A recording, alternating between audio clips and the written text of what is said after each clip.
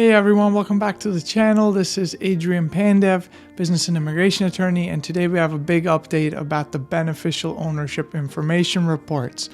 So 2 days ago on February 18th, the district court in Texas lifted the nationwide injunction in the Smith versus the U.S. Department of Treasury case. And what that means is that BOI reports, right, beneficial ownership information reports, must be filed again. So what FinCEN did, they released a 30-day, call it grace period, right, extension for filing of BOI reports. So instead of everyone having to file immediately after the district court decision on February 18th, everyone gets a 30-day grace period. Now here is the big date you have to circle in your calendars. March 21st, 2025. Most reporting companies, right? Most companies that have to file BOI reports will have to submit their BOI report by March 21st, 2025. So even though we now have a firm deadline, there's still some very important considerations. So the first question is, who needs to file these BOI reports, right? So if you formed your company in say 2023 or before, and you have to you knew you had to file, right? Like you knew you're a reporting company, you're impacted by this new deadline and this district court decision and the lifting of the injunction, right?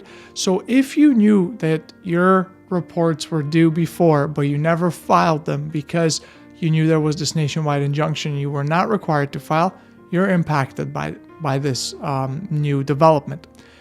If, however, you haven't registered the business yet, you're, considering forming a company, but you haven't fully formed it yet, you do not have to rush to file and form a new company by March 21st and then immediately, before that deadline, file these BOI reports. Not at all. I've had several clients and, prospective clients reach out about that. So you don't have to now rush form companies. This applies to those who knew they had to file, who should have filed previously, but have not because they knew that because of these injunctions, it was no longer required, right? So, but even if you've determined that you have to file a BOI report by March 21st and your company is a reporting company and you're affected by this requirement, the analysis doesn't really end there, because I've had several clients reach out and say, okay, but we've done this before, right? Like we had a deadline that was an injunction, so that deadline got enjoined and we keep getting new and new deadlines and it keeps getting extended. So are we certain that this March 21st deadline will actually stand firm? And the answer is nobody knows, right? What's interesting is in the update that FinCEN issued, they hinted that they may be changing the rule, right? Where certain small businesses that they view as less risky to commit the types of crimes that they're trying to prevent with these BOI reports may be exempted in the future. Now, nobody knows. This is just a hint. Also, keep in mind, there is a bill in Congress that got through the House about potentially eliminating this requirement till 2026. So the bottom line is nobody really knows, right? And the question is, what kind of strategy do you build, or how do you go about approaching this? So here's how I look at it, right? If you're sick and tired of BOI reports and the deadlines and you haven't filed yet, but you have a reporting company and you don't want to watch videos like this one or read online about BOI reports anymore, well then I don't see anything wrong with filing, right? Like you can file a BOI report and then you don't have to worry about it because you've complied and these deadlines don't impact you. If, however, you are leaning towards, look, I'm happy to file and comply, I want to be in compliance, but I also don't want to give my personal identification documents and all this information to the government. What if, they get hacked, the data, the information, the documents get in the wrong hands? I just don't know. I don't want to do it unless I absolutely must. Well, in that case, right, the question becomes, how long do you wait before you submit your BOI report? And the question I've been getting from most, because frankly, most of my clients and everyone, I work with who hasn't filed yet, they fall into this category. They're willing to do it if they absolutely have to, but if they don't absolutely have to, they don't want to submit the documents or submit the reports.